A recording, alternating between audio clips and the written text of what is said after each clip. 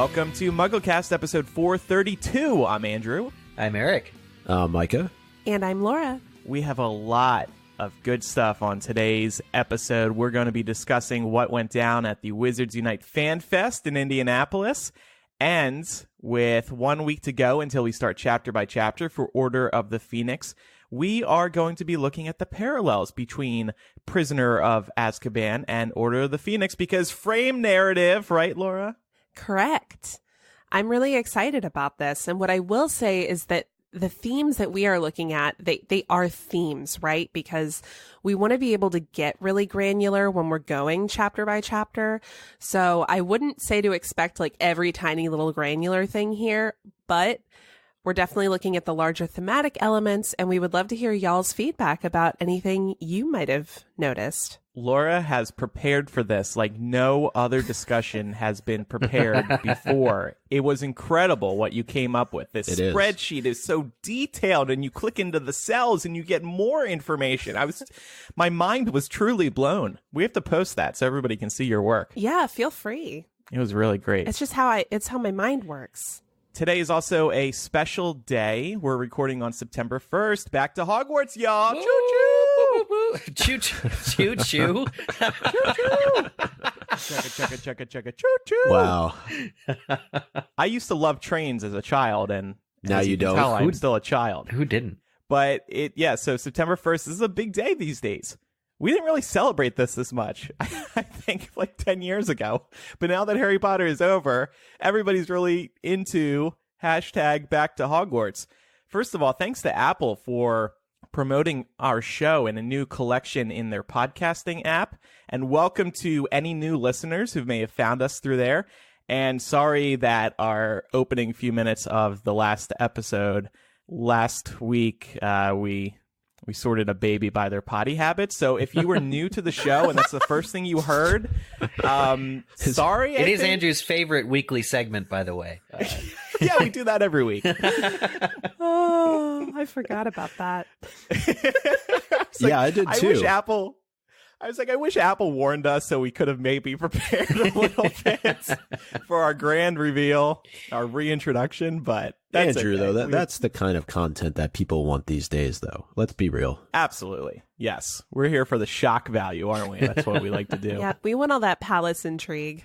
And so since it is September 1st and the Wizarding World franchise plays into this date, we thought maybe there would be some announcements today about things that are coming. Mm-hmm. And so far, now it's only 10 a.m. I don't think we're going to hear anything else today at this point. It's also a Sunday, Labor Day weekend. But Pottermore did announce something, and I'm not happy about it.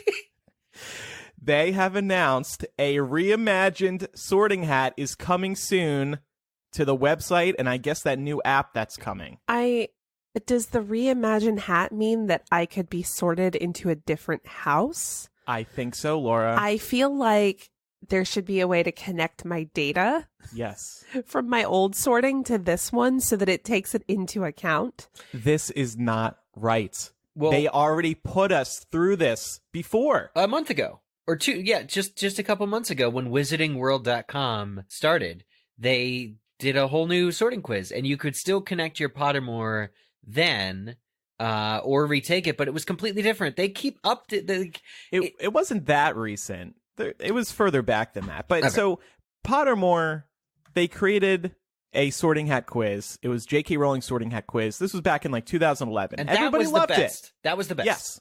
Official, created by J.K. Rowling. Awesome. We're all into it. We may not have gotten the houses that we thought we were in, but that's okay because this is a new one, an official one finally. Then a few years ago, they remade the Pottermore quiz, and a lot of people got sorted into different houses, and that upset people because they feel connected to the house that they thought they've been in forever, and then Pottermore goes and pulls the rug out from underneath them.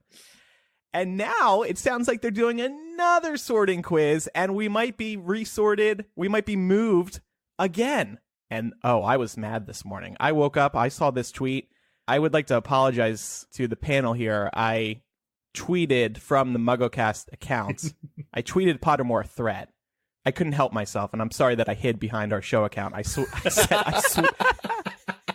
I said, I swear to God, if my house changes, ... And Pottermore replied.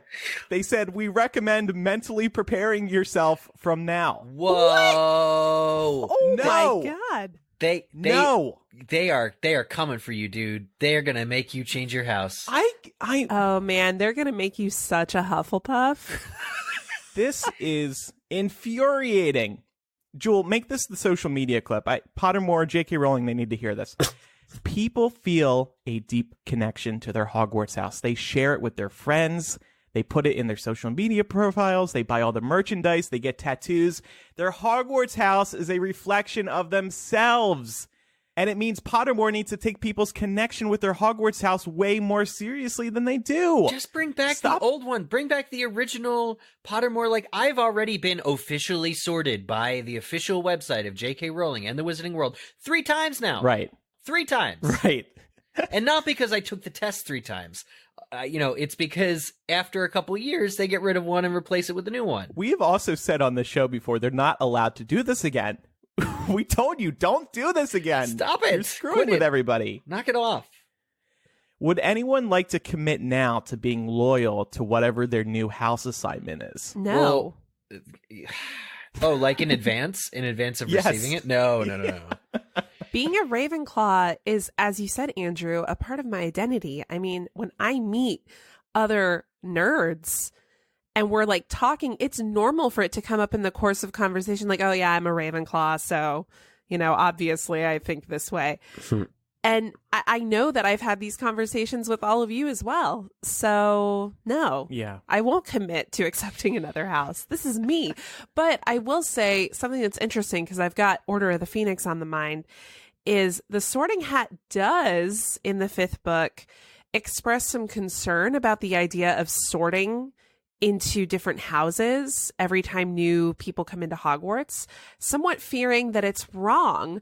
So maybe this is J.K. Rowling and Pottermore's attempt to sort of like mix us up a little bit. You know how when you come back to school every year, your classes will have been mixed up from what they were the year before? Maybe that's what they're going for more unity. But I say, screw unity. I'm a Ravenclaw. Can't take that from me. No matter the result that people get on this new quiz, they will stick with their original house. But it is disappointing and frustrating to see an official resource tell you that you are something else. Yeah. That's what I'm trying to understand, though, is what is Pottermore ultimately trying to achieve? It's September 1st. Maybe they're looking for one big announcement that they can make, but there's so many other things I feel like they could do that would really draw people in and make them happy. And certainly new content from J.K. Rowling would do that. I'm with you. I am a Ravenclaw. I was sorted that way from, the very beginning, and I'm not taking 50 more tests just to see where I end up. Yeah. This just seems reimagined sorting is what does that even entail? Is it just the experience that you're going to go through is so much different than what you've gone through previously, and answering questions? And, if you're, I don't know, you're not going to change. You're not going to perfect the original. Like, we used to have like flash animated, very immersive, extreme thing. And then just a couple months ago, when we all created our Wizarding World passports, and I forgot my Pottermore login, so I couldn't use it, I had to retake it again, and it was just a bunch of radio buttons. It's just like this, that, this, that, this, that. Okay, click. It was like I was taking a BuzzFeed quiz. And then I got my house, and it was Gryffindor, which Pottermore originally said it was Hufflepuff. And now I'm all conflicted, and that's just what it is. Yeah. The only thing that I can think of is this really for new Potter readers, and so it provides them with an opportunity to be sorted in a new and different way? Probably in part. I think this is also going to be tied into our wizarding passports that we were tasked with creating on the new Pottermore website. So it looks like there's a lot of change on Pottermore again, and hopefully this is the last one. This is it. We quiz forever. should. I know it was Pottermore that announced this, but we really should stop calling it Pottermore. It's wizardingworld.com that's doing this. They did the passports, like they're the new hub of like the wizarding world. But again, they already had this test months ago. So I really, I don't know what the reimagining is all about. One of our listeners, Laura, also pointed out that this is Lily, Luna Potter, and Hugo Granger Weasley's first year at Hogwarts. Aww. Oh. Congratulations, kiddos. Yeah. Good luck getting sorted. Can we all agree that's the definitive sorting, when you're actually on the stool at Hogwarts with the hat, the relic of Gryffindor on your head? Laura asked us, since J.K. Rowling seems unlikely to break her silence, sad face, meaning on Twitter, any chance you guys could fill in the blanks? So I guess that means, do we sort Lily Luna Potter and Hugo Granger Weasley? Oh, that's cute. Well, Lily Luna Potter, I'll say she goes into Gryffindor. Mm-hmm. Hugo Granger Weasley. That could be a Gryffindor or a Ravenclaw. I was thinking Ravenclaw too. You know what's funny is how J.K. Rowling throughout the books, and especially like by the epilogue, was like, oh, it doesn't matter what house you get, and it's all a thing, but then still sorted her children that we know of into Gryffindor and Slytherin, and nobody got Hufflepuff or Ravenclaw. I would love to see Lily Luna Potter embrace her middle namesake and get into Ravenclaw, and I'd love to see Hugo Granger Weasley like the most competent Hufflepuff in the new year. Well, we can all dream, Eric.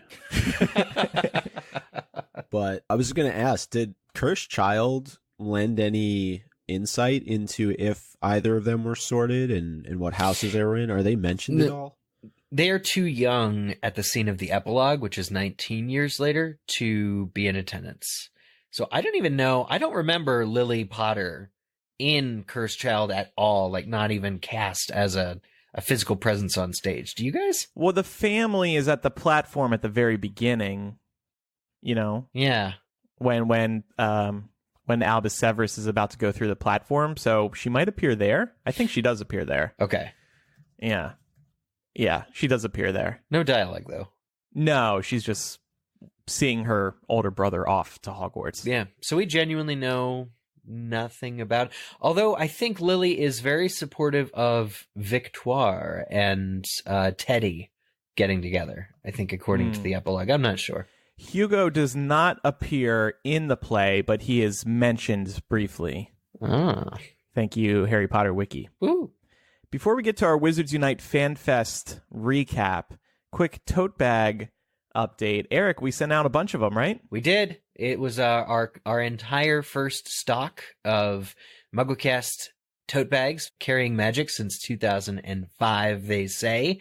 And we mentioned this last week, but our supplier ran out of stock in the middle of our production. So we got the first 150, and what we decided to do was to send them to our first ever MuggleCast patrons, the people who've been supporting us since January 30th, 2016. And believe it or not, 150 people still are supporting us from the first 2 days of our MuggleCast patrons. So the tote bags that we got in, we sent to our longest patrons as a thank you to them. But then the remaining stock is being produced right now. We're going to get it this month and ship out. So everyone who supported us over on Patreon at the Dumbledore's Army level or above will see their physical gift delivered to them shortly. But we had a little special something for the longest supporters.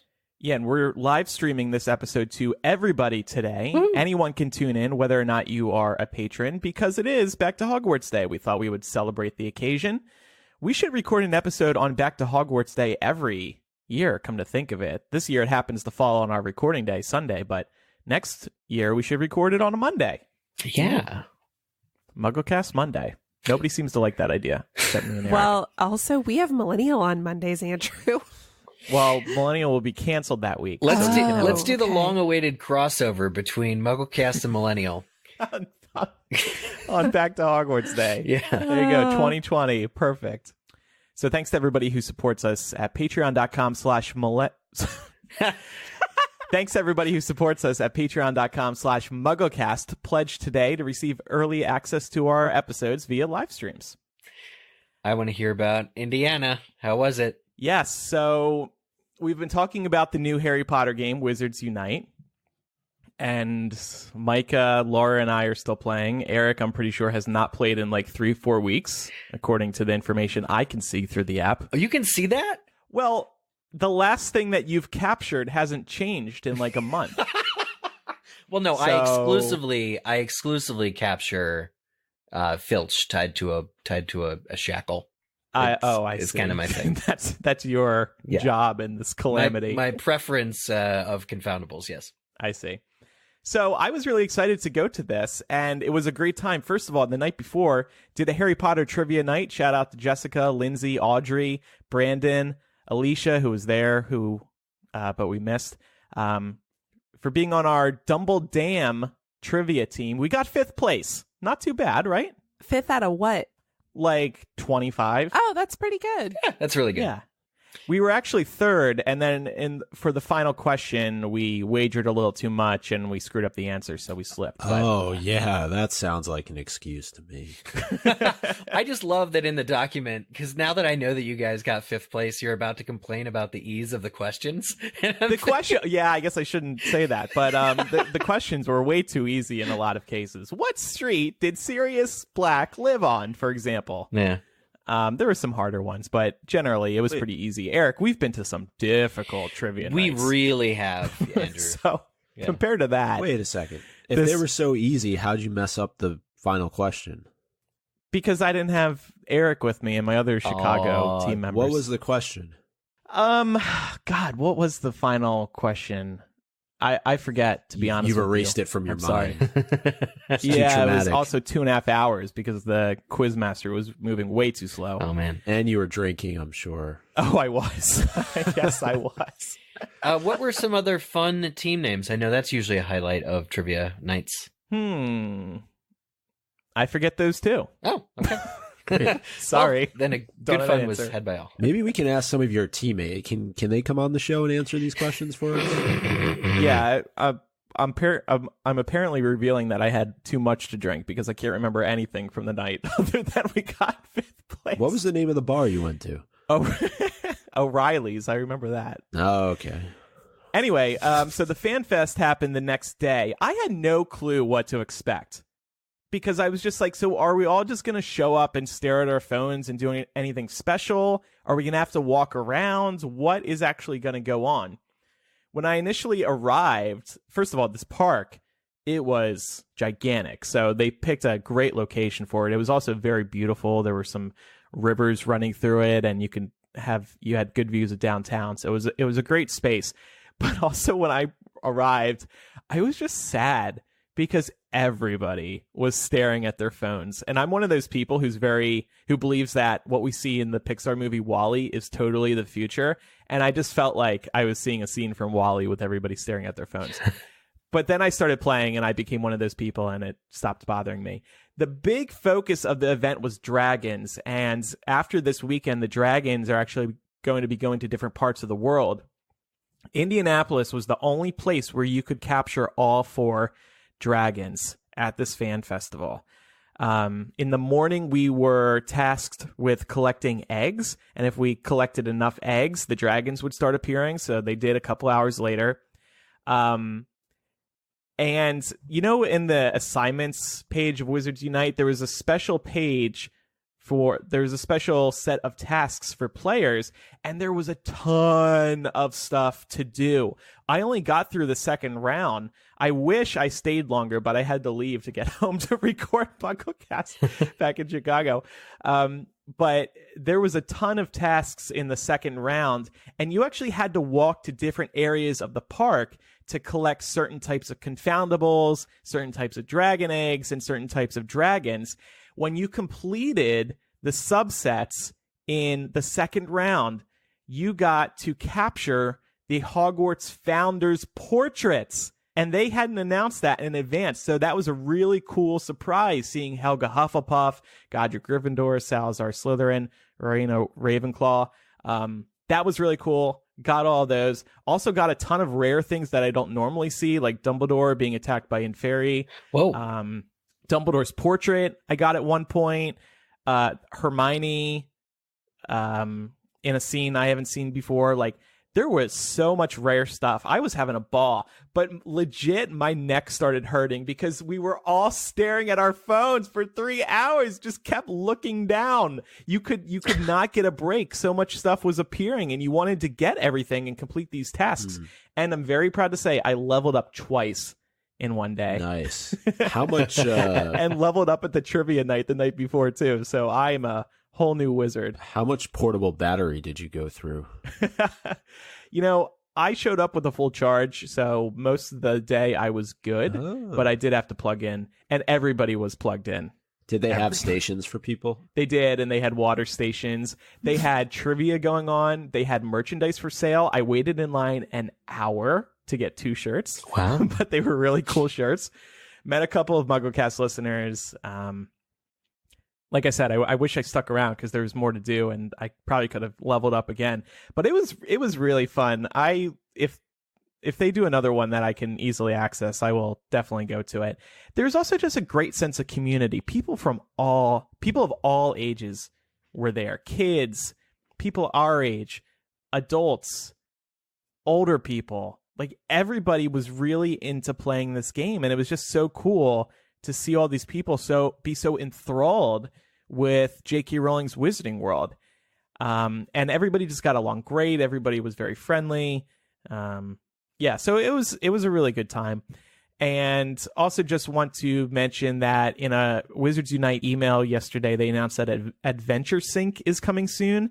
If you're a Pokemon Go player, you'll be familiar with this. This will keep track of your steps, even when you don't have the app open. We have spoken about that before, and now it seems to finally be on the horizon. Huh. One question for you, Andrew. I actually started playing again yesterday for the first time in a little bit, and I noticed that there are these port keys, these special port keys, and I'm assuming that it just ties in with the overall experience of this weekend back to Hogwarts, or Correct. Some kind of adventure that's going on. And so I'm wondering, is Indianapolis the only place you could get these dragons? Or if you collect a certain amount of eggs, I think it was 4 eggs, and they're only accessible through these port keys, that you then have the opportunity to catch dragons no matter where you are? So Indianapolis was the only place where you can get all 4 dragons. They're going to go to their respective countries after this weekend. So we're only going to be able to capture one type of dragon. Gotcha. In North America. However, they have a lot of stuff going on. It's very confusing, to be honest with you. I was reading through an email with all the details, and I was just like, I don't get this. Tap, tap, tap, tap, tap. But if enough eggs are captured over the weekend, a dragon from a foreign country will be in your own country for a 3-day period, something like that. So you might have a chance to catch 2, Micah. Yeah. And by the way, these aren't, you don't cast a spell like you normally do, to capture things. The dragons are actually battles. Ooh. And they were kind of challenging because they're flying around, so their heads are moving a lot, and it's hard to lock in on that target like you do in wizarding challenges. So it was fun. Right. Had a great time. The reason why I was asking, though, too, is because there's different kinds of port keys that show up. Yeah. And I'm guessing based upon what that port key is, that aligns with the specific dragon. So then what happens after you get, let's say, 4 out of 4? Does a dragon just pop up and you have to battle them? I don't think so. Those port keys are special to the weekend, but I don't know what they are. Because I unlocked one and nothing special happened. Did you unlock one? I did, and then it told me that I collected 1 out of 4 dragon eggs, and I forget which dragon it was for. Oh, okay. Okay.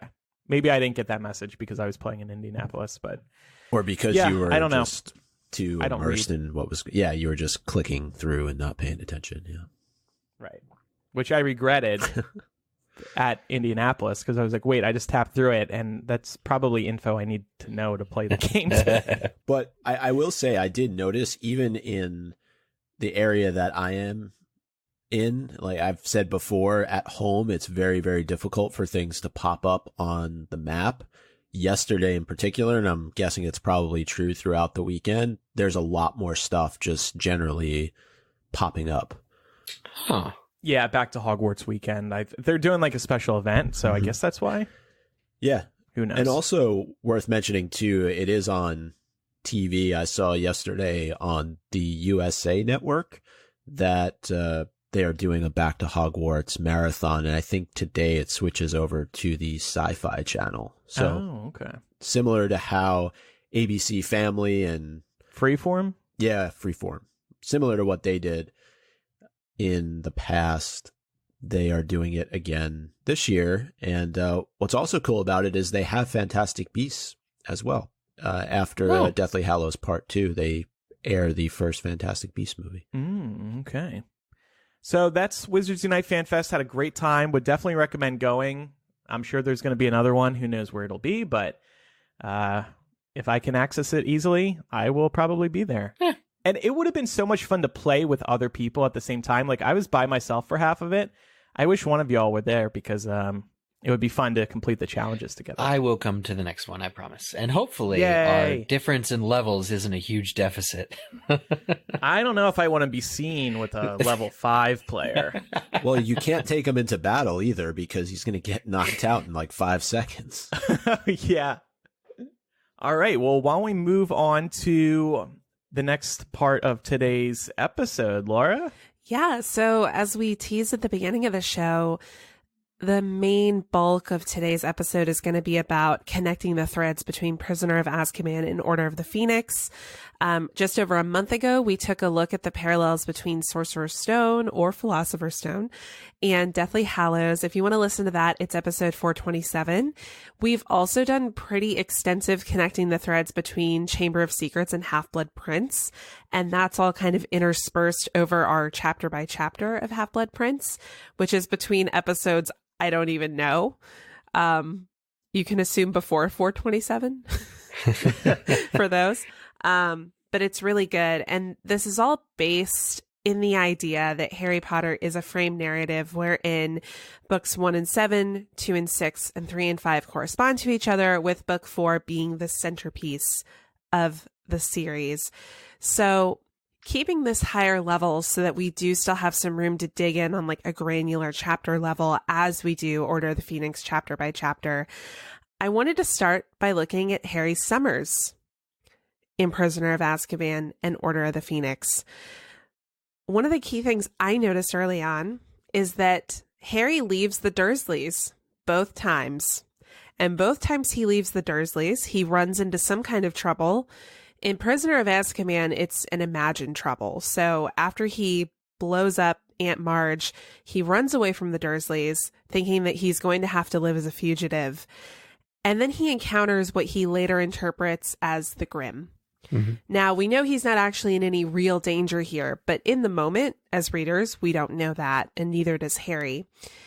Now, it's interesting to contrast that with Order of the Phoenix, because after Harry has a fight with Vernon, he wanders off. He doesn't run away from the Dursleys, but he does wander away from the Dursleys, which again is his sanctuary. That's where he's the most protected during his summer breaks from Hogwarts. And with Dudley in tow, he manages to encounter dementors. And the interesting thing this time is that Harry actually does get expelled, but then gets unexpelled, but then gets a hearing to talk about the use of underage magic outside of school. So I thought this was a really interesting contrast. I'd love to hear y'all's thoughts. I agree. It actually ties in with a point that I have a little bit later on, but I think it's worth mentioning in the fact that from the start, Harry is, being protected in Prisoner of Azkaban by Cornelius Fudge and the Ministry. And if you look at what happens in Order of the Phoenix as a result of him, dealing with the Dementor attack, he's actually in a way, Fudge transitions from being ally to enemy. And I find that so interesting, and kind of looking at the threads between these two books is that in one, it's like, oh, Harry, you're fine for doing underage magic outside of Hogwarts. Let me protect you for the duration of the third book because there's this mass murderer on the loose. And then that's kind of how we see Fudge. But then in Order of the Phoenix, look at what happens as a result, right? He's forced to face a full trial, the Umbridge, the whole deal. So it's just very interesting to see the contrasting versions of the Ministry. And in both cases, people are telling him that what he saw isn't real or didn't happen. He goes up against the whole Wizengamot, saying that there were dementors, and that's a hotly contested point, whether or not they really were there. And in book 3, he keeps on saying that he sees the Grim, and he really internalizes, how he is feeling about maybe his encroaching death. We know that it isn't really the Grim. We know it's Sirius Black, but he sees it, and Hermione is doubtful. Ron is skeptical slightly. Just a fun connecting there.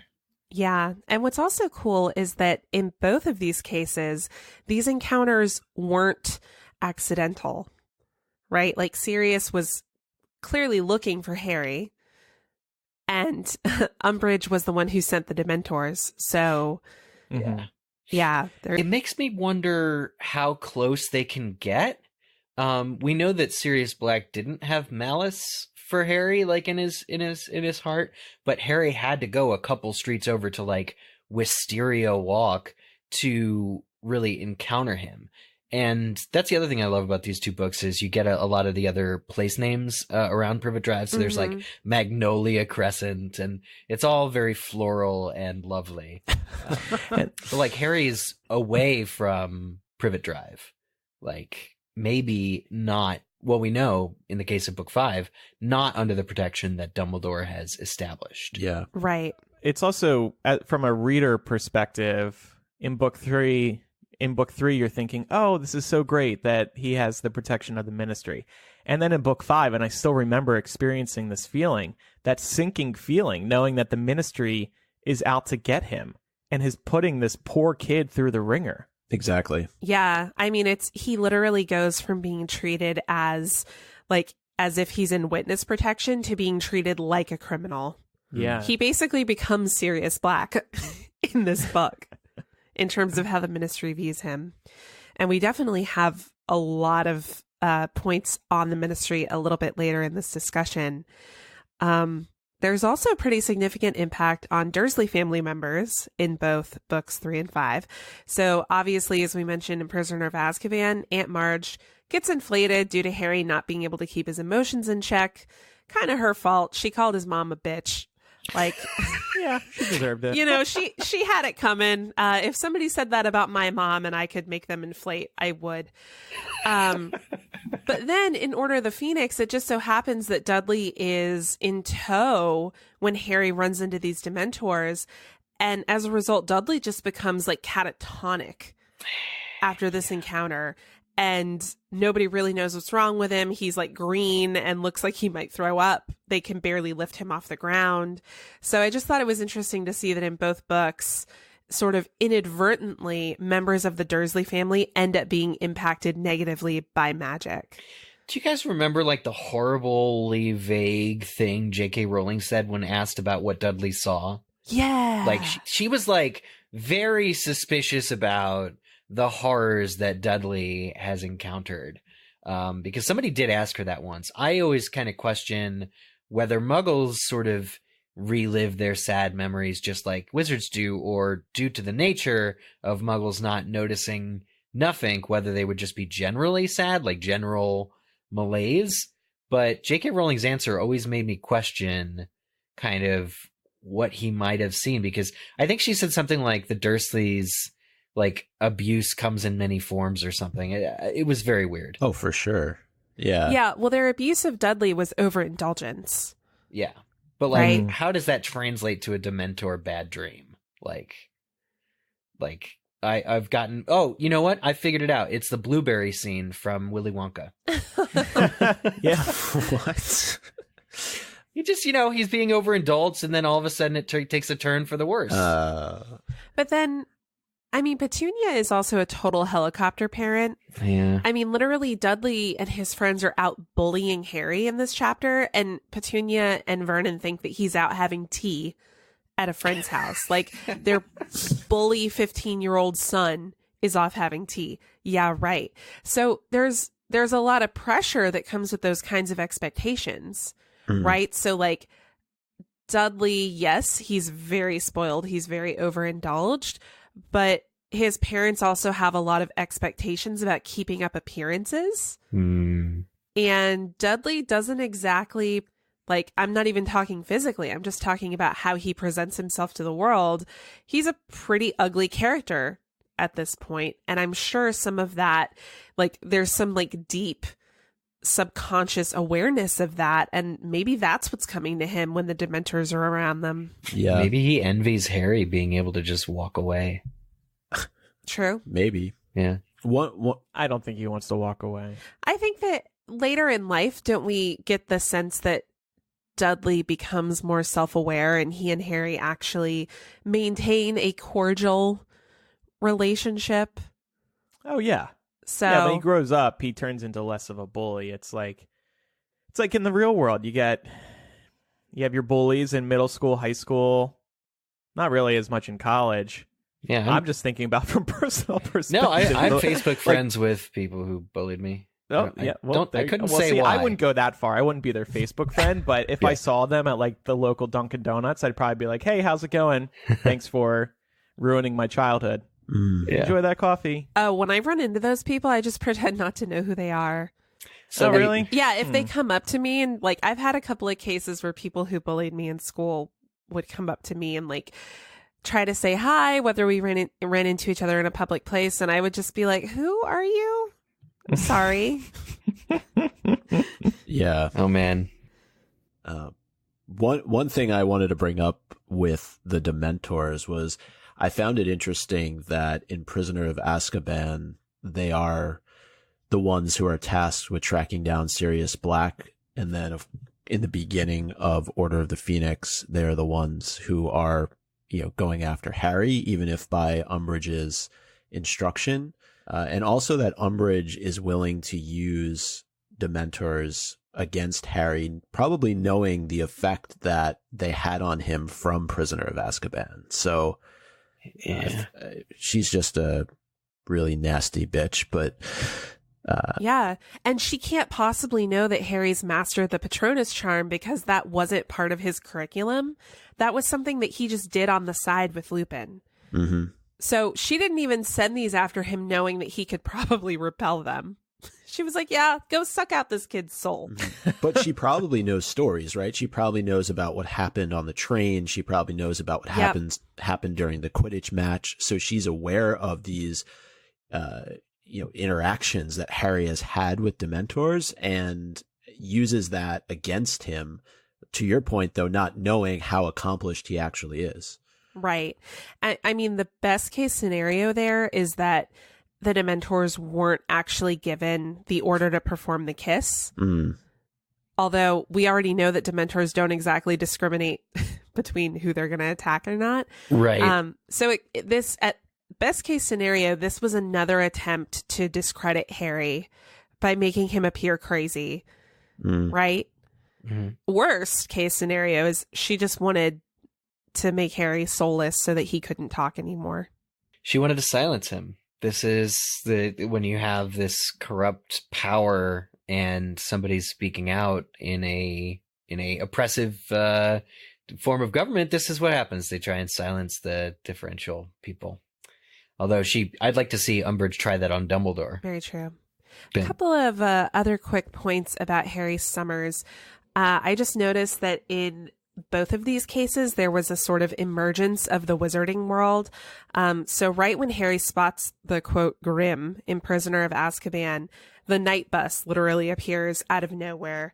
The night bus is, of course, for, like, stranded wizards. I think they call it. Mhm. And then in Order of the Phoenix, after Harry battles the Dementors, Mrs. Fig pops up. And of course, this is when we find out, as many of us suspected in the fandom, Mrs. Fig is connected to the wizarding world. And she actually retrieves Harry from this situation because Mundungus Fletcher has decided to leave his post. And although Mrs. Fig can't really do anything to defend them from the Dementors, I feel like she's sort of representative of really the first contact Harry's gotten from the wizarding world all summer. So I thought it was kind of cool that it came on the heels of this encounter, much like it did in Prisoner of Azkaban. Yeah, and this was a feel-good moment for both Harry and the reader because it's nice to see that it was a very pleasant surprise to see that somebody has been secretly keeping an eye on Harry and at Dumbledore's ask. Definitely. Yeah, this whole wider world, this network that surrounds Harry of spies and people watching the drive for him to really keep him kind of a prisoner, which, there you go, there's your connection to book 3. This whole year, exists kind of like the night bus is just out there and ready to be at your service anytime. And then we also had a couple of character reappearances in this chapter, well, and regular old appearances. So the first thing I wanted to look at is how Harry meets Lupin, right? So he meets Lupin in Prisoner of Azkaban on the Hogwarts Express. And we don't actually see him again until chapter 3 of Order of the Phoenix.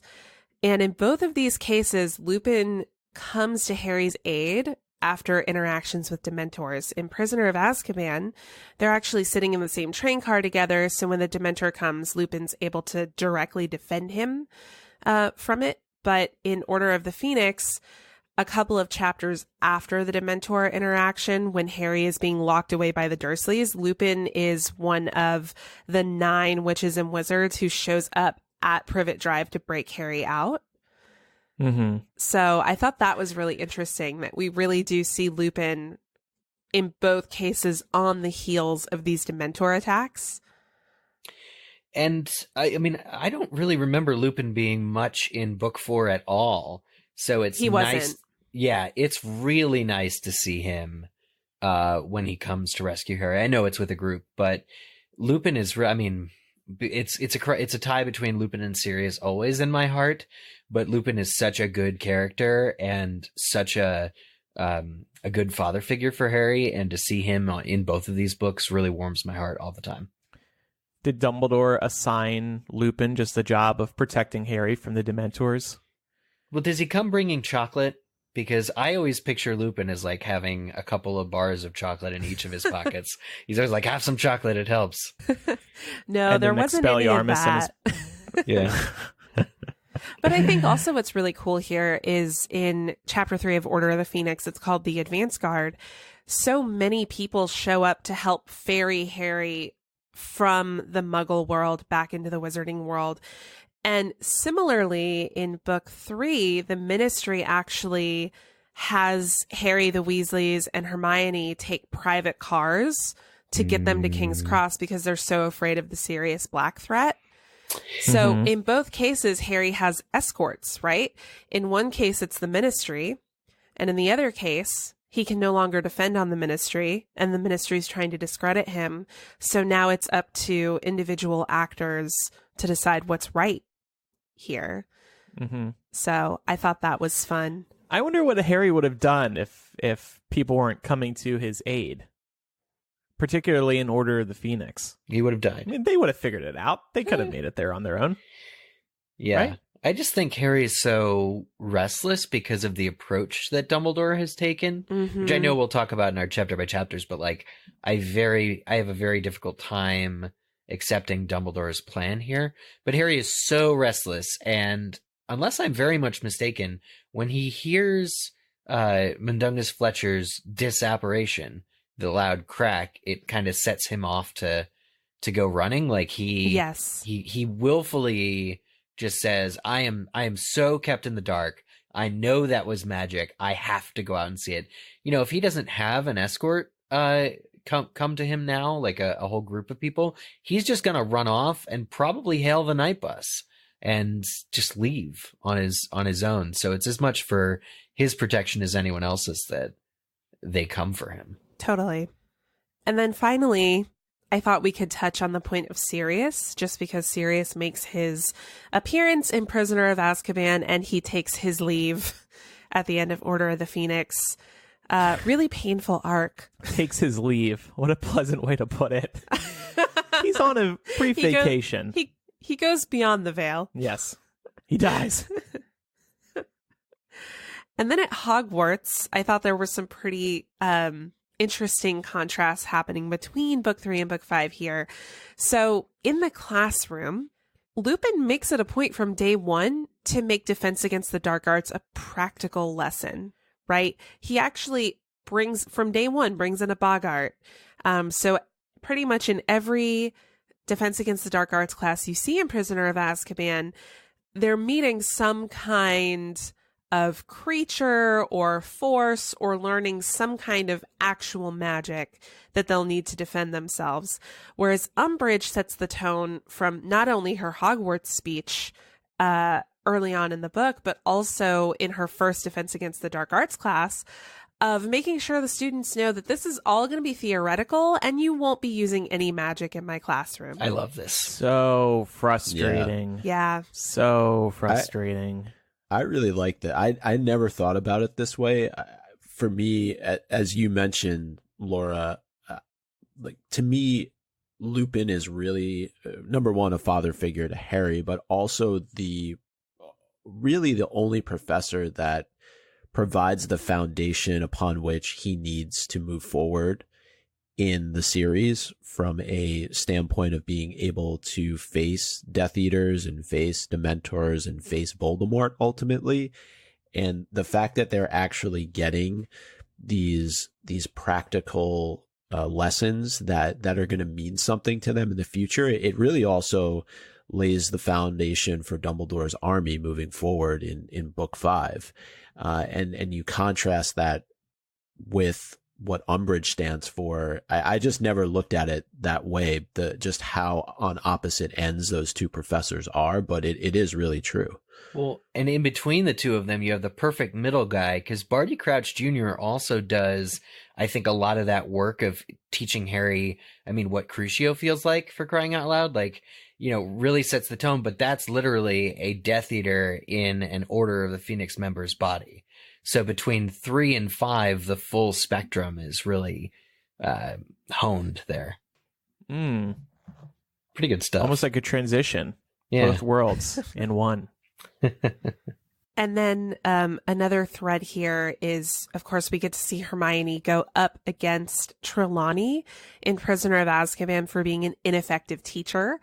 And she very early on pushes back against Umbridge for the same thing, even though their intentions are very different. So in Trelawney's case, she's just a bit dotty and not somebody who has much pedagogical background. Whereas in Order of the Phoenix, this is just straight up malicious, trying to prevent children from being educated so that they can't rise up against you. Yeah. But I thought it was interesting to see Hermione pushing back on both cases, because in Prisoner of Azkaban, of course, she's just annoyed at the ineffective education. But in Order of the Phoenix, she really sees the threat that comes with this kind of refusal to teach. Hermione must have really had a different perspective on Trelawney after dealing with Umbridge. Umbridge probably just put Trelawney in a whole different light, because at least Trelawney was there because she wanted the students to learn. Yeah, and Hermione does bring that up in Order of the Phoenix. She's like, hey, listen, I don't have the exact quote, but it's effectively, she's a crap teacher, but I don't want anything bad to happen to her. Right. And actually, while we're talking about Umbridge and Hermione, I want to get y'all's thoughts on something, so I'm going to jump a little bit ahead here. When I was doing this, I felt like I was seeing a really interesting contrast between Umbridge and Hermione. In both Prisoner of Azkaban and Order of the Phoenix, so in Prisoner of Azkaban, it's Hermione. In Order of the Phoenix, it's Umbridge. We see them both take issue with the practice of divination. Not even just Trelawney, but of course she's part of it too. And they're both fairly dismissive of her. Hermione in class in Prisoner of Azkaban will be loudly disruptive about doubting the things that Trelawney's saying and almost mocking her.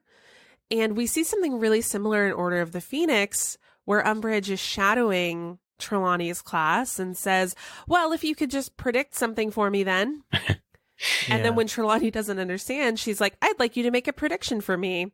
And then when Trelawney does make the prediction, Umbridge is like, right. Well, if that's the best you can do. And she does this in front of the whole class. Yeah. Much like Hermione did when she was mocking her in book 3. Yeah. I think there are similarities between them. Mm-hmm. Like, Hermione is very much, if I read it in a book, it's true.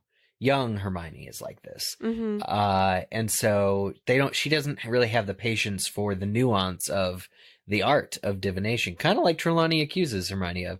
And I think Umbridge is mostly the same way.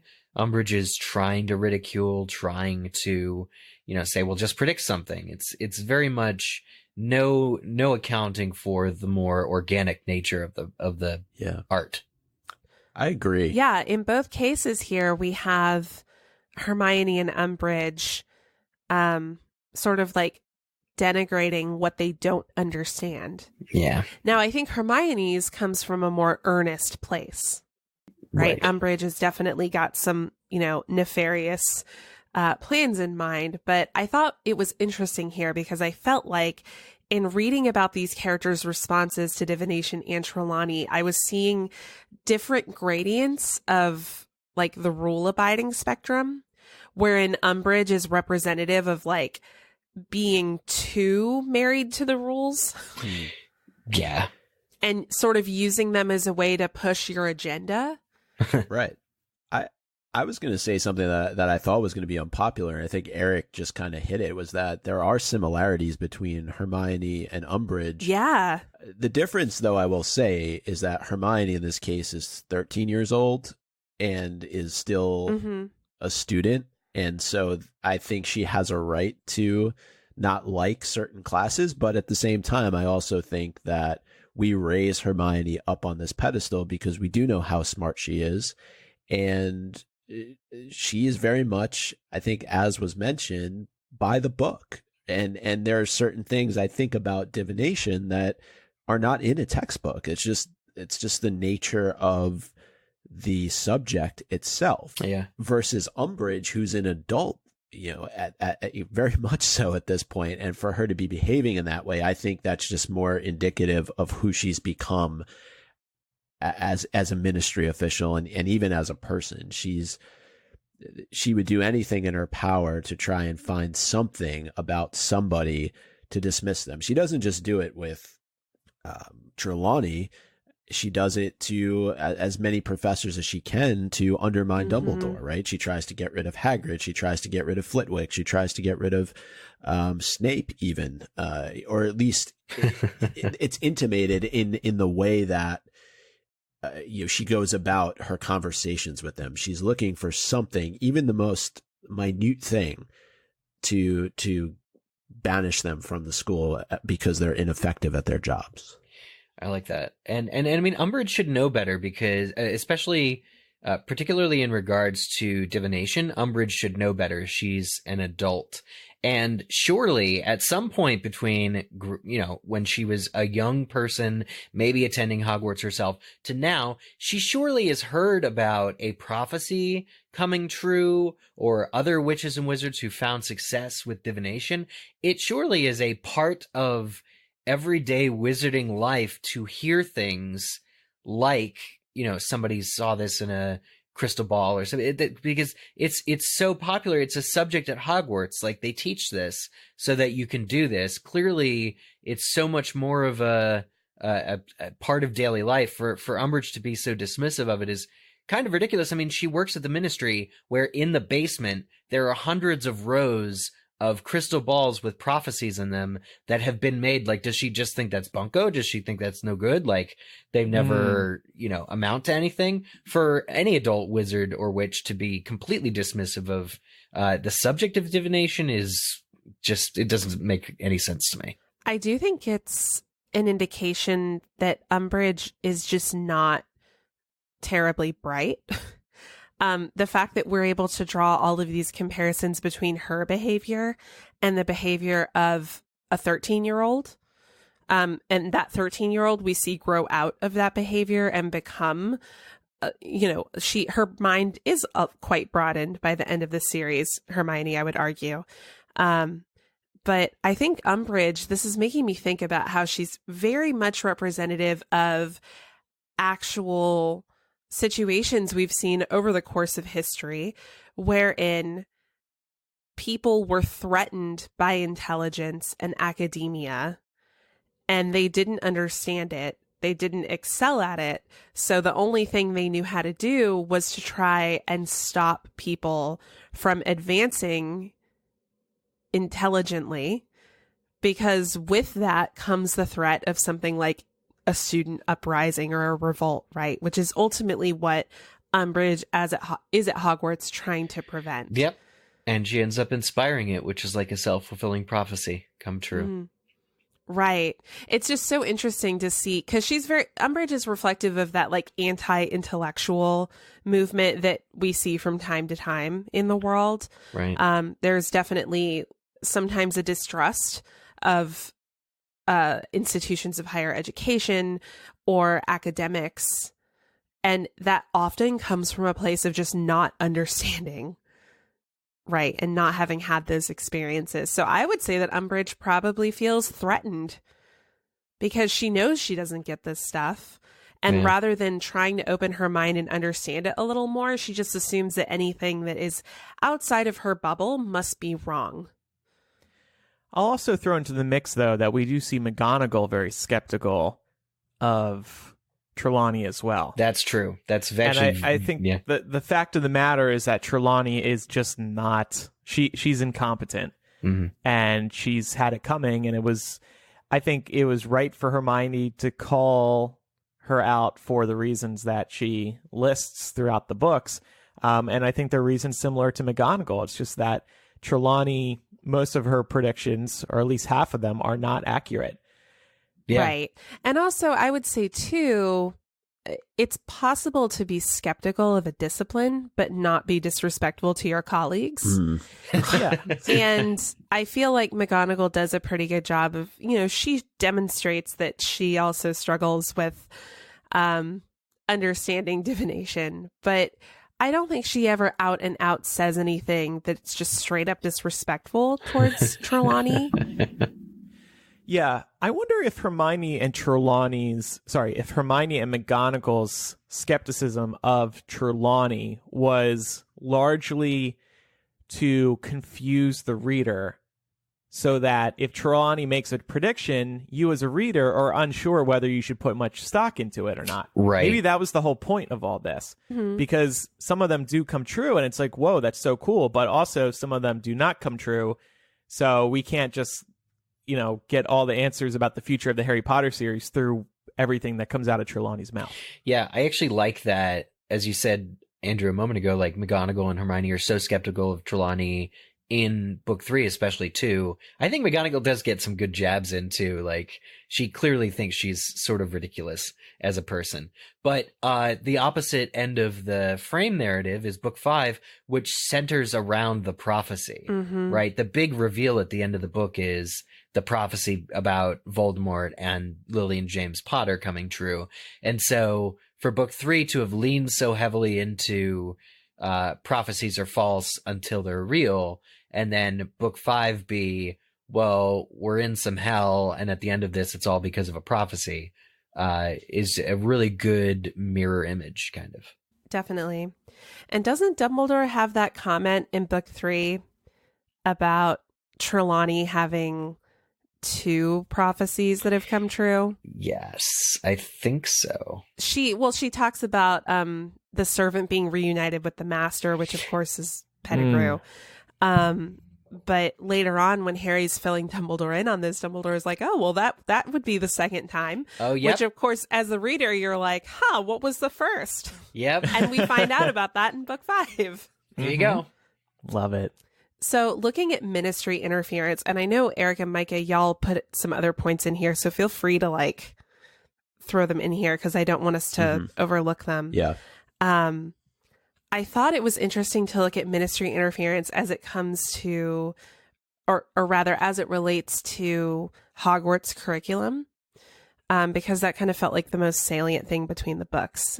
So in Prisoner of Azkaban, we have Buckbeak, right? Buckbeak scratches Malfoy when he's disrespectful towards him.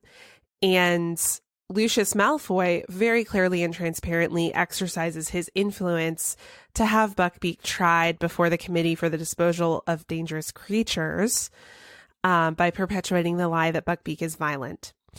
In Order of the Phoenix, we actually see Lucius Malfoy sort of loitering near the trial room where Harry was trying to figure out what the outcome of his hearing was. And Mr. Weasley tells Harry that, oh, Lucius was probably here waiting for the minister because he trades gold to get what he wants. So Lucius is very effective at donating to all the right causes so that he can have laws delayed or even canceled before they pass. So seeing that little tidbit in Order of the Phoenix really made me wonder, okay, in Prisoner of Azkaban, who did he pay off to make this happen? I mean, it just, you mentioned the transparency, but like, isn't he threatening the other school governors in book 2 as well? Like, you know, he is not a good dude, and he's in the shadows throwing money at people with dubious means and causes and power, and it's very. At the end of Order of the Phoenix, doesn't he become the Prisoner of Azkaban? Yep. Sucks to suck, Lucius. Sucks to suck. Speaking of interfering in the curriculum, though, the Ministry grants Hermione Granger, a 13-year-old student, a time turner. Now, granted, I know McGonagall goes to bat for her in Prisoner of Azkaban, and in retrospect, we're like, really? But she was 13. Couldn't she have waited a few years to do double duty? But like, the Ministry gave her the time turner. It's a so crucial central part to book 3 and how the plot is able to work out. And in book 5, we actually see the room where it happens, the room where they are made. And all the time turners, which did represent a significant plot hole, I think, as you near the end of the series, all of them get destroyed. So I wanted to draw the connection all between of them, wink, except for one. All of them, wink, wink, wink, wink, and barring any prototypes that maybe Death Eaters may be holding on to for safekeeping. Yeah, and really, I do want to talk about that for a second, because in retrospect, reading this, I'm like, okay, so. You know that time travel is extremely dangerous. We've heard allusions to what happens when wizards go back and like muck with time. And y'all trusted a 13-year-old with this? Like, she's like a really disciplined 13-year-old, all A's. Yeah, but there's full adults I wouldn't trust with this. Like, I don't know. No, you're right. That's an incredible responsibility to give to a 13-year-old. And another knock against Dumbledore and Hogwarts being a security nightmare. Yeah, security nightmare. Well, this just goes beyond security. I mean, that is space and time. Yeah, this is Ministry high. What's the saying? Absolute power corrupts absolutely. Mm-hmm. There's nobody but Hermione who should be given. And if they give a time turner to a 13-year-old who just wants to take more school lessons, you would think that they would be giving time turners to licensed adults who just want to sleep in on their work days. You know, or like who are really working against the clock to solve some complex arithmetic. Just let her take the class on the weekend or something. It's not like the professor isn't there. That's what I was going to say. Maybe like another school she can enroll at the same time. Nowadays, it'd be no problem. She could just take online classes. But back then, maybe a whole other school would suit her well. Well, don't bring up Hogwarts Online, because we know that in Hogwarts Online, you'd be in a totally different house. Oh, wow. So, sore spot. Yeah. Wow. The only thing I was going to bring up with respect to the Ministry, we kind of touched on this already earlier on, but in Prisoner of Azkaban, Cornelius Fudge is more than happy to take care of the Aunt Marge situation and is in fact protective of Harry throughout the school year, with Sirius Black being on the loose. And in Order of the Phoenix, the Ministry deliberately tries to frame Harry for using magic outside of Hogwarts, and Fudge turns from ally to enemy. And I just thought that was a really nice parallel between the two books. Mm-hmm. Yeah, Definitely. Harry's on the opposite side of the things there. Another thing about opposites. We mentioned the prophecy a moment ago about Lily and James. We know that it could equally have applied to Frank and Alice Longbottom. And I was reminded that in book 5, which is all about this prophecy, we also see Frank and Alice Longbottom in St. Mungo's. And not only to think of what could have been for the series as a whole, but book 3 is all about the Fidelius charm that, the lengths which Dumbledore and company went to protect James and Lily. And it kind of got me thinking, like, we've heard all about how the Fidelius charm works. We see it again in book 5 for Grimmauld Place. There's another connection.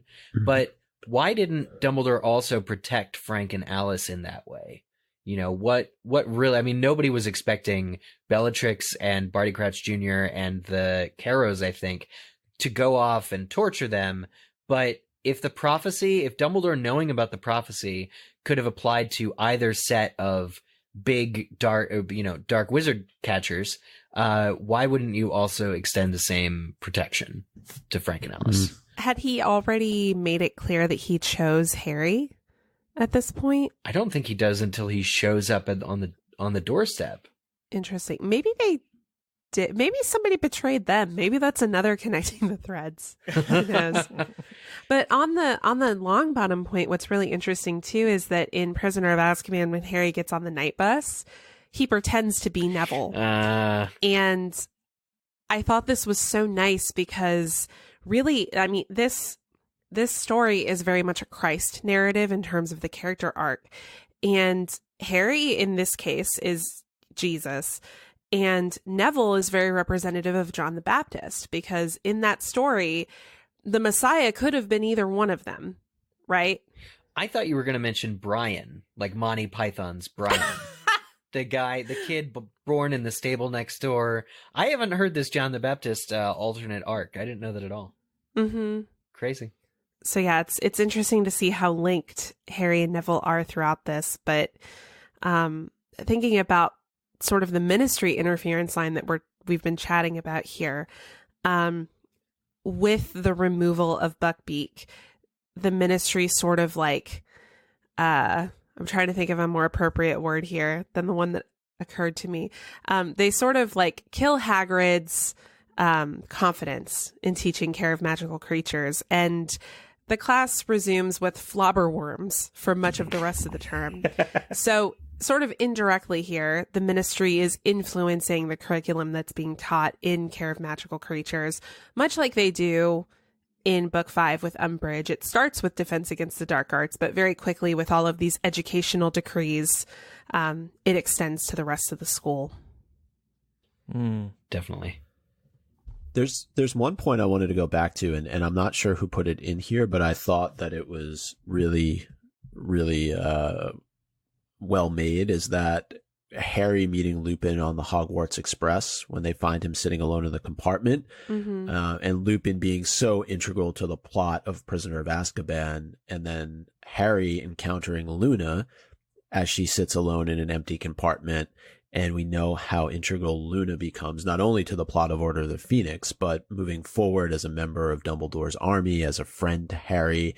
And also that if you go into the etymology of Moony and Luna, they're both of the moon. Man. Yep. And they're the same, in the very same situation in book 3 and book 5 for Harry. I love that. I did not make that point. I don't know who put it in there, but it's a good one. Eric said, I love that, so probably him. It was probably me, and I've forgotten. There's also a lot of world expansion in Order of the Phoenix, and I would say there's maybe not as much in Prisoner of Azkaban, but you look at the Ministry, you look at St. Mungo's, but I did think in Prisoner of Azkaban too, the world opened up a lot more with the story of the Marauders and the Whomping Willow and the Shrieking Shack, and I think we got just introduced a lot more to the the world that exists in and around Hogwarts and the opportunity to be able to travel to Hogsmeade. Oh, yeah. And there was a point brought up earlier about Grimmauld Place, and I would argue that Sirius is just as much a prisoner in the third book as he is in book 5. Yep. And, they're mentioned the Whomping Willow, the Shrieking Shack, him having to really, for pretty much the entire book of Prisoner of Azkaban, be on the down low and be a prisoner within his own animagus form. And he's very much a prisoner in Order of the Phoenix inside Grimmauld Place, inside his family's home, which he grew up in, and he really detests on some level. Yeah. And just wanted to get your thoughts on that. I'll never forgive Dumbledore for not presenting Sirius with an alternative. And we know that Sirius being cooped up all year leads to his impulsiveness and his eventual death. By going to the ministry. I do wonder what other option there was, though, because Sirius is a wanted person. Change his face. Go on a long vacation. Yeah, I guess because remember, Sirius makes the decision to accompany Harry to Platform 9 3/4 as his animagus self, and Draco recognizes him. Yep. And they tip off the Daily Prophet. And now the ministry knows that Sirius Black is in London. So I wouldn't do what? I wouldn't blame Dumbledore. Sirius was going to do his own thing no matter what. He wanted to be close to Harry. Well, I think and we'll go through while reading it, but maybe Laura, you have an answer. But like Dumbledore pretty much actively demands Sirius remain at Grimmauld Place, to my memory. Yes. Like and Sirius ignores him. Yeah. Right. But that's my point. And also Snape tells him to remain at Grimmauld Place too, which I think makes it worse. Yeah. Well, I won't forgive Dumbledore because of how he treats Harry in this book either. So this is going to be like the Dumbledore hating book, but I love Dumbledore in book 6, so it's okay. Yeah, it is interesting. I mean, just comparing how open Dumbledore has been previously with Harry, but especially in Prisoner of Azkaban, he allows Harry to go save Sirius. But then in book 5, when Sirius goes and tries to save Harry, it ends so badly as, I would say, an indirect result of the lack of information flow that's been provided in this book. Yeah. I've just thought of another one of those connections. We learn the Patronus charm in book 3. It's not easy. It takes Harry many lessons to get right. But in book 5, we have to learn occlumency and legitimacy. That's the other next level magic that really only adults need concern themselves with, unless you're Harry Potter, in the world of Harry Potter, when the years of Harry Potter are happening. And then it's another big subject that really Harry is in over his head with. I think with occlumency, though, unfortunately, he doesn't study very hard and it fails. Yeah. Well, also, the whole reason that Harry's getting the Patronus lessons in book 3 is because Lupin, of course, is a marauder. He was really close with Harry's parents. So there's a degree of responsibility that Lupin feels there to prepare Harry for the dark things he's going to encounter because of who he is. Whereas with Snape ends their occlumency lessons because Harry gets too far into Snape's. Well, actually, Harry goes into Snape's pensieve and sees Snape's worst memory. So in both cases, you have one side where the classes are happening because of who Harry is, and then the other case where the class is ended because of who Harry is and who he's related to. That's good. And yeah, thinking of Lupin and Luna briefly again, Lupin really encourages Harry to look within himself, really opens up his world by saying, this is who you are, like this is where you come from, and really gets Harry in touch with who his parents were as people, which I love Lupin for. And Luna kind of encourages Harry to see things in a new light. She opens up the world of the strange and bizarre and the impossible and the, very weird, the nargles and the, talking about things that probably only half of them actually exist. But, Lupin and Luna are both, being of the moon, they're both supernatural in a way. They really expand Harry's world. Definitely, especially as it relates to the topic of death. Yes. Mm. Yeah, Right. because Luna can hear the whispers, right? And she can see the Thestrals. Mm-hmm. I wanted to connect the Thestrals to the Grim, because Harry says he sees the Grim. People are like, it's not really Grim. Then he says he sees the Thestrals, and they're like, oh, those are really dark, dude. You shouldn't be seeing those. Yeah. What's wrong with you? Yeah, well, also when he brings it up, everybody's like, I don't see anything, man. And they're like right in front of Ron's face. And he's like, I don't see anything. If only Harry could be so lucky. Aw. Something else I noticed about book 3 and book 5 is how much everybody works. This might be a thread throughout all of them, though, so I don't know how it works, but people serving Dumbledore. Hermione spends that whole year keeping her secret about the Time Turner, but in the end, Dumbledore is able to use Hermione having the Time Turner to get himself out of a sticky situation. He's able to interfere with the Ministry without actually being shown to interfere with the Ministry. And in book 5, it's the same with Dumbledore's army. Dumbledore is able to stick it to the Ministry without being able to be seen sticking it to the Ministry. But in both cases, there's these, the students, the good-natured student of Hogwarts are really working for themselves and the side of good, but Dumbledore predominantly benefits from their work. Yeah. I love this idea of it being Hermione's secret, especially given all the work that we know she does with Dumbledore's army to prevent the secret from leaking. Yeah. It's like something like Hermione full on and foremost, more than anybody else besides maybe Harry, serves Dumbledore in a really loyal way, kind of, in the end. Yeah, Just that's awesome. yeah, I just an hadn't thought interesting about thought. that. Hermione, you're in charge of time, and please keep it all a secret. No big deal. And she does, because she's just like, yes, sir, yes, Yeah. Professor. Yeah. So, Laura, what is your mic drop? You said an ending one. I feel like there's a mic drop moment is coming. No. It's not a mic. I'm just thinking like chronologically. I'm trying to keep us moving through the books like sort of Okay. as in order as we can so that people can follow along. Good luck with that. We've done 450 episodes, Laura. You should know better than that. I know. You know what? There's always room for improvement. Something that I thought was really interesting between Prisoner of Azkaban and Order of the Phoenix is both of these books, at least portions of their climactic moments, center around Harry and Hermione and Ron being indisposed in some way. So in Prisoner of Azkaban, Ron is literally indisposed. He's like unconscious in the hospital wing. So he's missing from all of the Time Turner action in that book. Oh, yeah. He is more present in Order of the Phoenix when they go to the Ministry.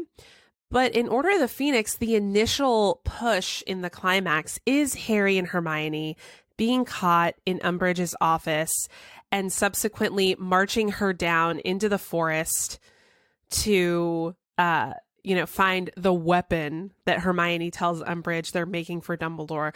The weapon ends up being Grop, and it doesn't work the way that Umbridge thinks it's going to.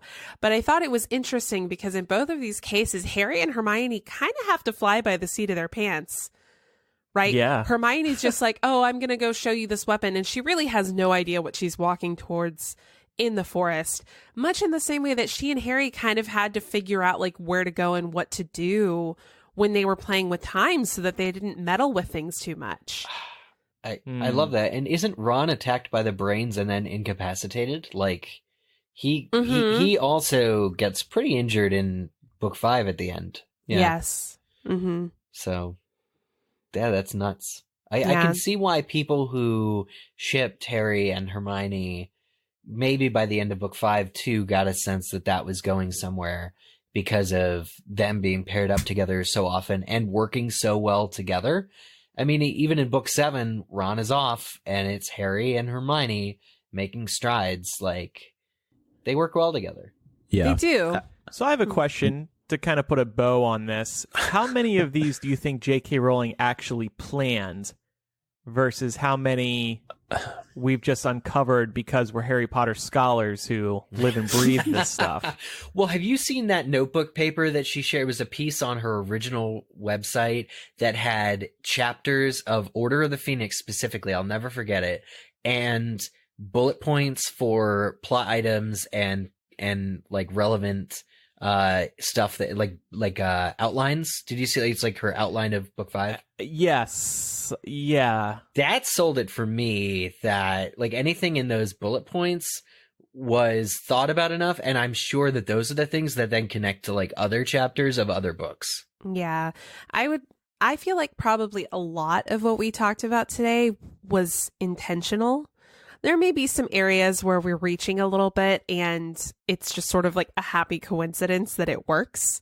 Mhm. But looking at the summer arcs, because when I was planning this, I divided it up into sections. So I looked at summer, term 1 and term 2, and within term 2 is nested sort of the climax and the resolution. And looking at those sections and comparing them to each other, there are so many similarities in the arcs that I find it hard to believe that it was unintentional a lot of the time. Mm-hmm. So Yeah. I want to show her my spreadsheet and be There you like, go. how right is this? The Should be spreadsheet like, is Laura, amazing. you're crazy. Yeah. I know. I didn't think of any of this.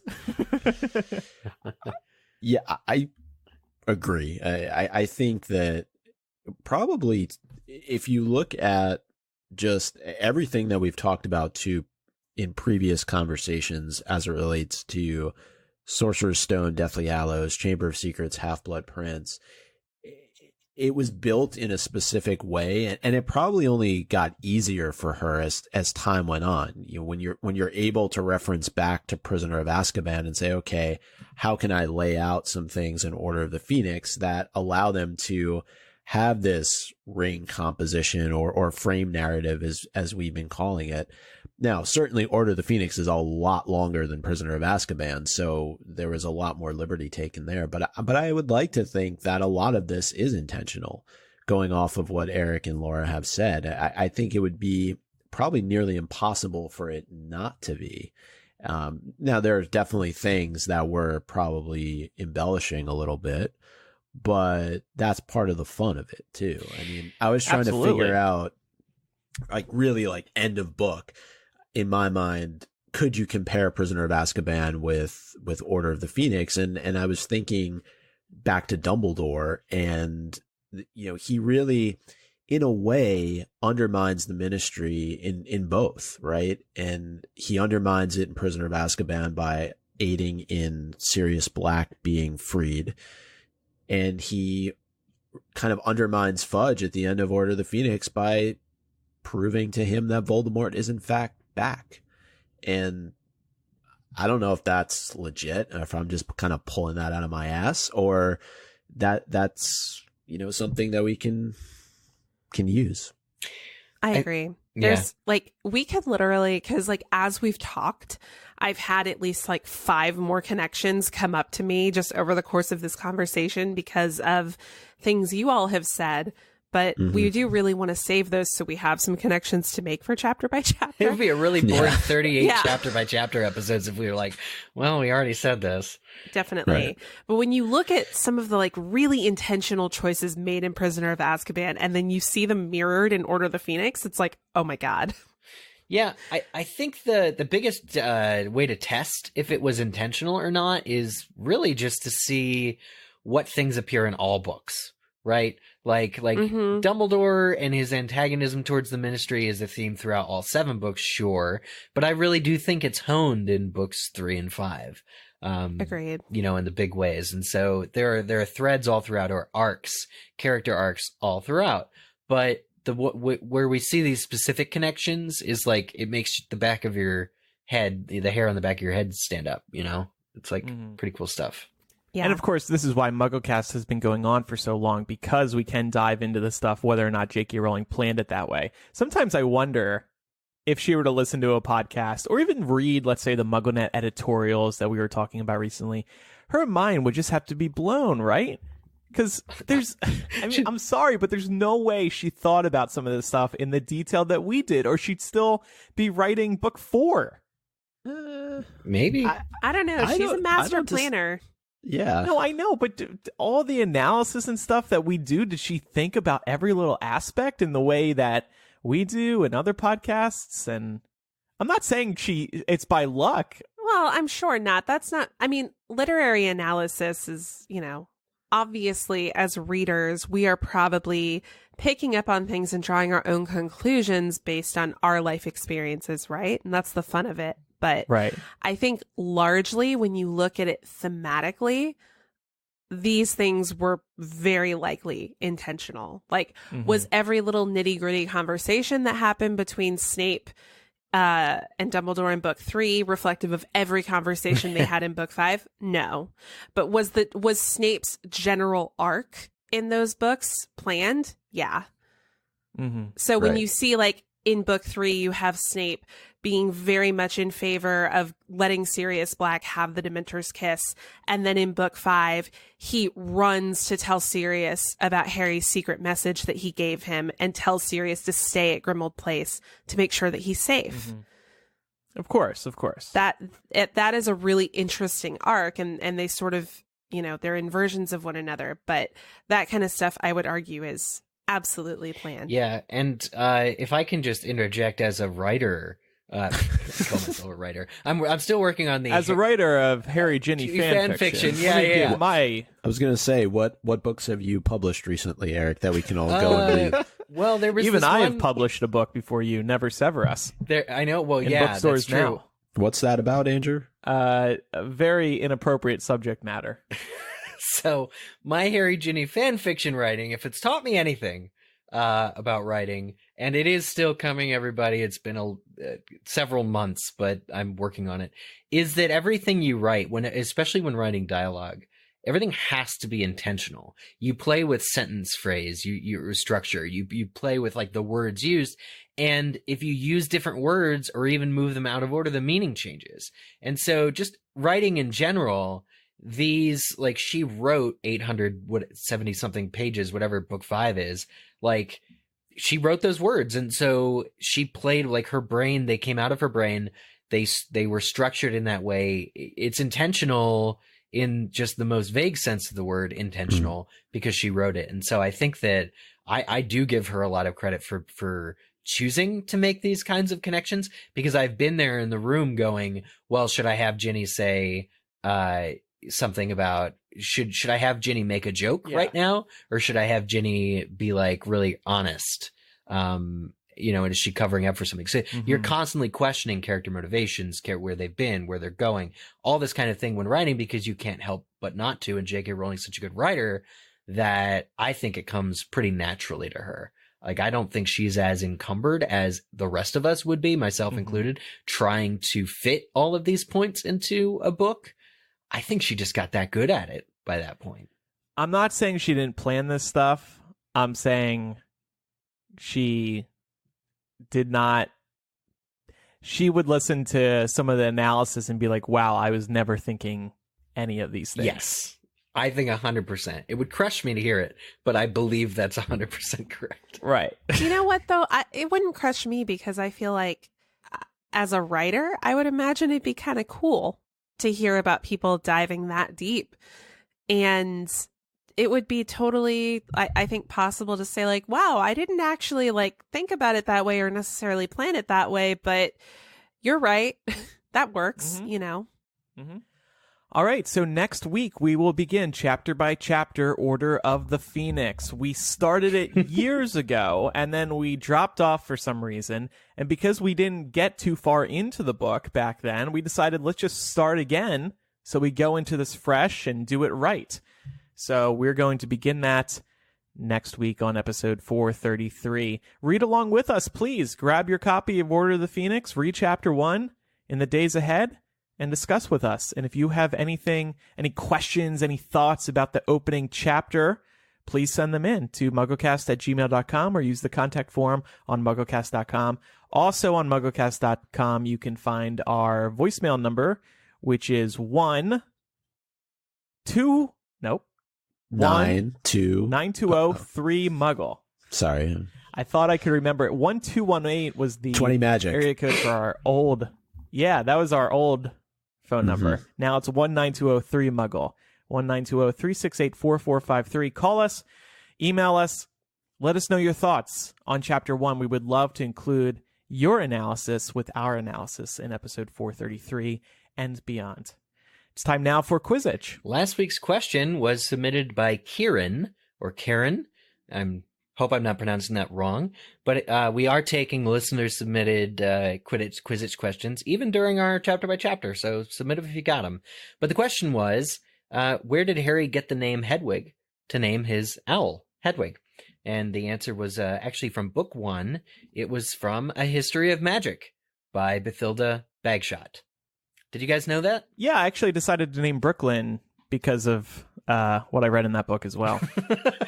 What does A History of Magic have to say about Brooklyn? Oh, they write about dogs and how cute they are. And I was like, oh, Brooklyn's cute. I'll name him. I don't know what I'm saying. Oh, man. I was like, oh, that's really cool. Very fantastic. Joe's burning Yeah, quick. very fantastic beast to see. To think of New York in the Wizarding world. But anyway, the correct answers were submitted to us over on Twitter using hashtag Quizzitch, submitted by Kate Yang, Amanda Can Paint, Ulysses Batman, Tori Flyin' Ford Anglia, Muchowna, Holly, Robbie Stillman, Voldemarica, Fluffy McNutters, Casper Plays Quizzitch from Memory. Okay, good for you, Casper. Jennifer, Asim, Natalie Broadhurst, Lauren Law, Corgi Ann, Mandy, Danielle, Karen F., Meg Scott, My Life as a Muggle, Justin Sharkey, and Sarah Davis. We did get one wrong answer. I'm sorry to say. Whoa. Yes, I know. Usually people only submit, if they're like, okay, I verified this, that. Marlena suggested Hogwarts, A History, which is also a book that is in Harry's textbook. But Good guess. It was, in fact, A History of Magic. So very, very close there, Marlena. Next week's question I came up with. What type of flower bed does Harry find himself laying in as the book opens? This was nuts. You guys remember I think it was released in advance that Harry's just like that laying opening in paragraph or two. He's just laying in some flowers. Yeah. He's like, here's our hero. Just saw Voldemort come back. He's chilling in the daisies, but it's not daisies. Yeah. So submit your answer to us over on Twitter using hashtag Quizzitch. I still remember reading that opening paragraph because, like you said, Eric, it was released as a preview, and it was summertime, of course, when the book was released, and it's like, oh man, it's summertime. Harry's experiencing the summertime. I'm just like Harry. This is so cool. I was 15 that year when Harry was 15. So it's I think on his 15th birthday, right? So I was really, really happy about Truly grown up with him. Got that summertime sadness. Is that those are the words? Anyway. That's right. Yeah. Lana Del Rey. Okay. New album out now. Oh, there you go. Not with that song. Now I can Spotify that. All right. Is that all today then, I think? One other thing, Andrew, just to briefly mention before we wrap up is about LeakyCon 2019 Boston edition. Yes, we will. Eric and I will be at LeakyCon 2019 from October 11th through the 13th in Boston, Massachusetts. It's being held at the Seaport Hotel and World Trade Center.